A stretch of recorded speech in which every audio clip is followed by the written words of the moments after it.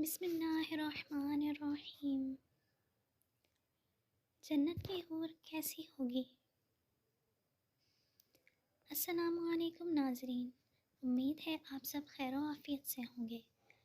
تمام دوستوں سے گزارش ہے کہ ویڈیو کو مکمل دیکھیے گا۔ محترم ناظرین، ابو شیخ اصفہانی نے فرمایا، جنت کی حور اگر سمندر میں تھوک دے تو اس کے تھوک سے ساتوں سمندر کا کھارا پانی شیریں ہو جائے۔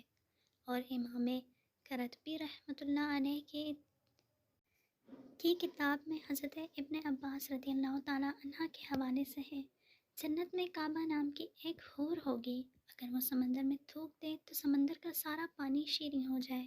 صحیح احادیث کے حوالے سے حوروں کی چند صفات یہ ہیں: پاک و صاف ہوں گی، جنت میں ہمیشہ ہمیشہ رہیں گی، خوب گوری چٹی اور بڑی بڑی آنکھوں والی ہوں گی، ہم عمر ہوں گی، نگاہیں نیچے رکھنے والی ہوں گی، اس سے پہلے انہیں کسی انسان یا جنات نے نہیں چھوا ہوگا، محفوظ موتیوں کی مانند ہوں گی۔ ہر حور ایسی ہوگی کہ اگر وہ زمین کی طرف جھانک لے تو اس کے حسن کی وجہ سے پوری دنیا روشن ہو جائے، اور اس کی خوشبو سے پوری دنیا معطر ہو جائے، اور اس کی اوڑھنی دنیا اور دنیا کے تمام چیزوں سے بہتر ہے۔ شدت حسن اور لطافت سے کئی کئی جوڑے پہننے کے باوجود ان کی پنڈلیوں کا گودا نظر آئے گا۔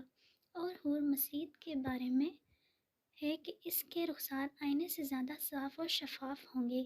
جنتی کو اس کے چہرے میں اپنا چہرہ واضح طور پر نظر آئے گا، اور اس کا معمولی ترین موتی ایسا ہوگا کہ اگر وہ دنیا میں آ جائے تو مشرق سے مغرب تک کو روشن کر دے۔